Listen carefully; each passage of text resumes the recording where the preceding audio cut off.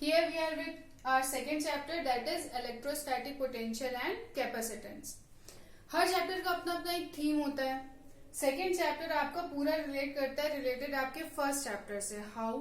तो first chapter की theme क्या थी? फर्स्ट चैप्टर था क्या डिपेंड किस पे करता था.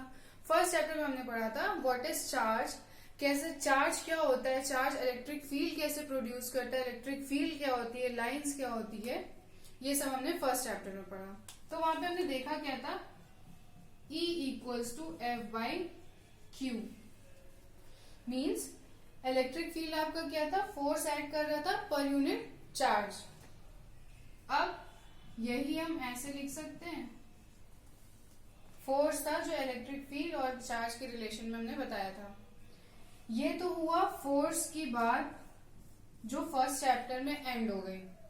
बट फोर्स के आगे क्या, तो ये कंटिन्यू करेंगे हम सेकेंड चैप्टर में, that is your electrostatic potential and capacitance. Second chapter. अब ये इसके आगे बढ़ा कैसे, फोर्स की बात हुई तो यहाँ पे टर्म आएगा डिस्प्लेसमेंट का. There will be a term called displacement. Force है, ऑब्वियस सी बात है कि डिस्प्लेसमेंट होगा. किसी पे भी हम फोर्स लगा रहे हैं तो डिस्प्लेसमेंट होगा इन जनरल. फिर डिस्प्लेसमेंट है तो एक टर्म और आया अकॉर्डिंग टू 11th क्लास जो हमने पढ़ा था कि डिस्प्लेसमेंट है तो वर्क डन भी होगा.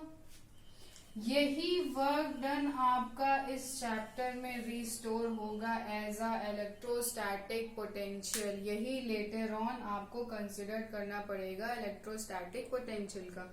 कैसे, ये आपको फर्दर पता चल जाएगा. ठीक. अब नहीं, फोर्स की बात कंजर्वेटिव कैसे तुम शो करोगे, फोर्स है कंजर्वेटिव कैसा.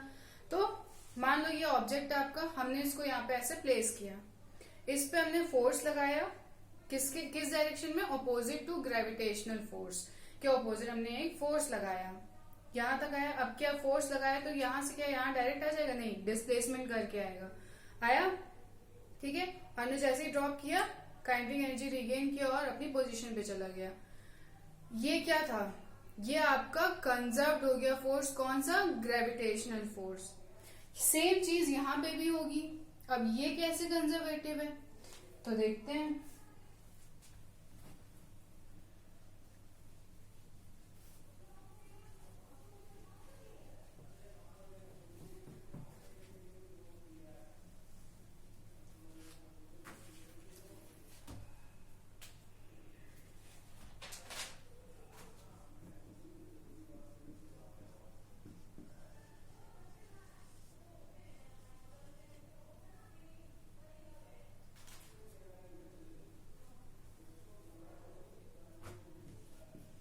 Motion of unit charge in electric field. Motion of unit charge in electric field. यहाँ पे हमने देखा क्या, इसके पाथ से कोई मतलब नहीं था, फाइनल और इनिशियल पोजीशन से मतलब था. सेम चीज हम यहाँ पे भी दिखाना चाहेंगे. मान लो एक चार्ज आपका जो इलेक्ट्रिक फील्ड प्रोड्यूस कर रहा है अपने अराउंड, हर डायरेक्शन में होगा. हमने एक प्लेन कंसीडर किया,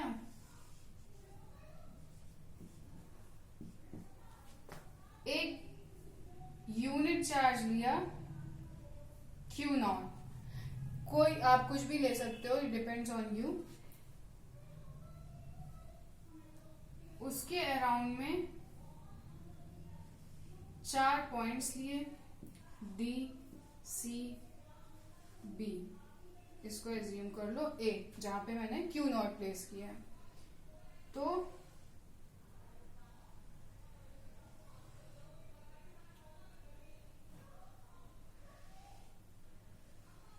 हमको करना क्या है, इस क्यू नॉट को लेके जाना है सी पे. ठीक. बट हम करेंगे क्या, एक बार इसको बी से लेकर जाएंगे, एक बार इसको डी से लेकर जाएंगे. अब भाई बात तो ये कि हमें ए से सी पे लेके जाना है, तो मैम डायरेक्ट क्यों नहीं जा सकते हैं. हमें यही तो शो करना है. दो पार्ट्स हम देखेंगे कि कैसे ये सेम हो रहा है या कैसे ये पाथ पे ना डिपेंड करके आपका इनिशियल और फाइनल पोजीशन पे डिपेंड कर रहा है. तो सबसे पहले हम बात करेंगे वर्क डन की। वर्क डन क्या था आपका? Force into displacement. अब यहां पे हम बात करेंगे स्मॉल एलिमेंट की, तो आपका ये कन्वर्ट किस में हो जाएगा? dr। फॉर स्मॉल एलिमेंट हमने ले लिया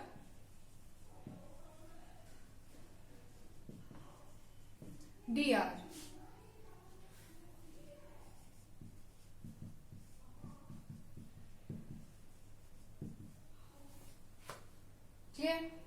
अब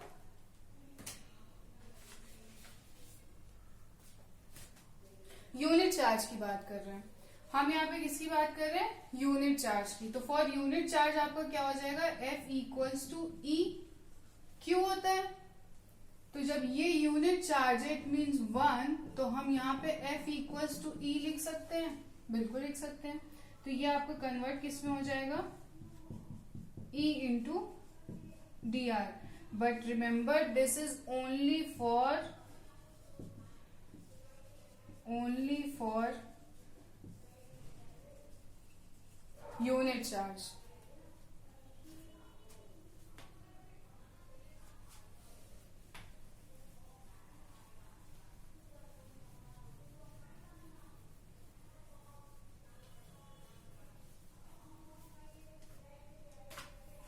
अदर चार्जेस के लिए क्या वही आपका इक्वेशन क्या कन्वर्ट हो जाएगा? Q E dot D R. But unit charge के लिए आपका ये Q हट जाएगा। चलो देखते हैं। फर्स्ट आपका पाथ कंसीडर करेंगे A B C. For A B C the work done आपको मिलेंगे, एक ए से बी के लिए और एक बी से सी के लिए। मीन्स ए से बी के लिए प्लस बी से सी के लिए। दो वर्क डन, दो में से एक वर्क डन आपका 0 हो जाएगा। क्यों? क्योंकि यहाँ पे आपका बात थी E इंटू डी की, तो मतलब इलेक्ट्रिक फील्ड और डिस्प्लेसमेंट के बीच में जो आपका एंगल बनेगा वो कंसीडर करेंगे। तो ए एंड बी के लिए देखो, ए बी के लिए आपका कुछ ऐसा है, Q आपका यहाँ पे प्लेस है, तो ये आपका इधर भी ये Q नॉट जो आपका प्लेस है ये इस इलेक्ट्रिक फील्ड के इसके अंदर इन्फ्लुएंस में रहेगा। ठीक है, पहली चीज ये आपका क्या करेगा? इसको पुश करेगा। अभी हम इसको अंदर तो ला सकते हैं बट वो प्रोसेस दूसरा होता है, अभी हम उसको कंसिडर नहीं करेंगे। अभी हम यही मान के चल रहे हैं कि आपका इससे जो इलेक्ट्रिक फील्ड प्रोड्यूस हो रही है ये आपको हमेशा क्या करेगी? पुश करेगी एक्सटर्नल चार्ज को। तो यहाँ पे आपकी इलेक्ट्रिक फील्ड की डायरेक्शन ऐसा मिलेगी और डिस्प्लेसमेंट आपकी किस डायरेक्शन में हो रही है? इधर। तो दोनों में एंगल क्या बन रहा है? 90 डिग्री। और 90 डिग्री है मींस cos 90 आपका 0 हो जाएगा। तो ये आपको क्या मिल जाएगा? Work done 0। On the other side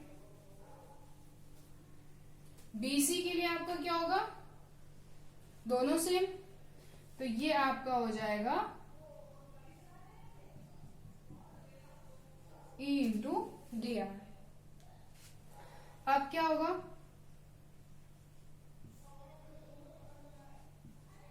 के Q by R square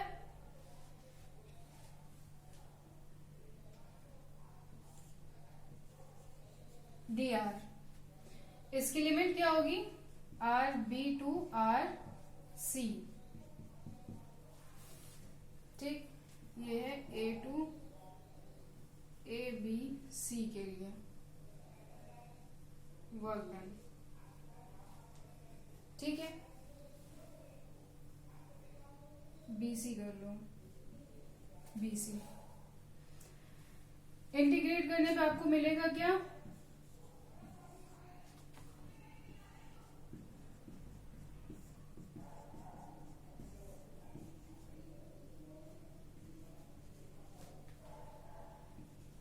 BC आपका क्या मिल जाएगा?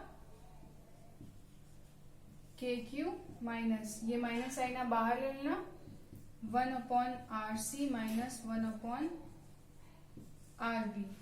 यही आपका, अगर ये अंदर ले लोगे तो क्या हो जाएगा?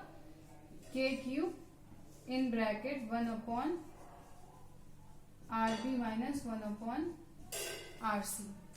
ये इक्वेशन नोट डाउन कर लेना। ठीक है, इसको कंसिडर कर लो 1।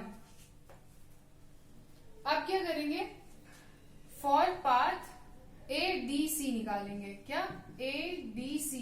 ये आपका कभी भी ये डेरिवेशन आपका एग्जाम में नहीं पूछेगा। पूछता क्या है, इसका फॉर्मूला, जो CBSE हमेशा पूछता है 2-3 क्वेश्चन में मैंडेटरी है।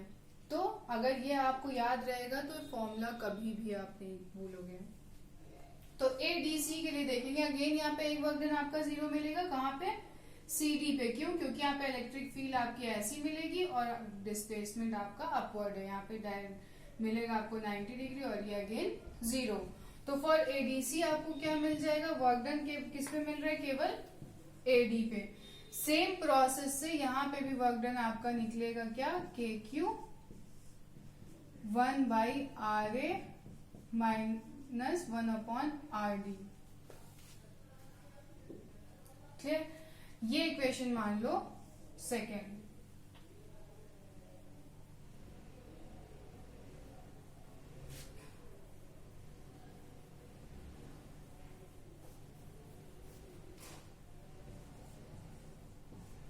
अब इक्वेशन अगर ये डायग्राम हम देखें तो position vector RA is equal to RB and RC equals to RD। It means origin से ये डिस्टेंस आपकी इसके इक्वल है एंड अगेन C तक की डिस्टेंस D तक की इक्वल है। तो ये आपका मिलेगा। इसके अकॉर्डिंग हम ये और ये कह सकते हैं कि work done by AC is equal to work done by BC।